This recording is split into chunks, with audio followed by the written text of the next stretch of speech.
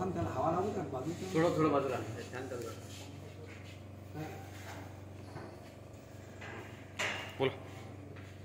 आज सुकळी जहागीर येथील 142 बूथवर मी booth agent म्हणून त्या ठिकाणी कार्यरत असताना गावातील वयस्कर महिलांना मी त्या ठिकाणी बूथवर ये जा करीत असताना अचानक एक अर्धा पाऊण तासापूर्वी कमीत कमी 10 ते 15 मुस्लिम समाजातील समुदायाने माझ्यावर येऊन अचानक त्या ठिकाणी हमला केला।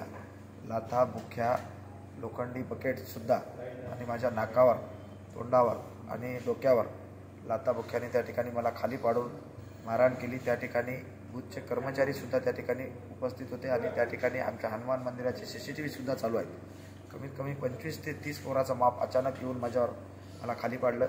तेवढ्यात त्या ठिकाणी विष्णू पाटील वानखेडे आहेत आमचे माझे मित्र, ते मला वाचवायला आले, त्यांनासुद्धा त्या ठिकाणी त्यांनी मारहाण केली।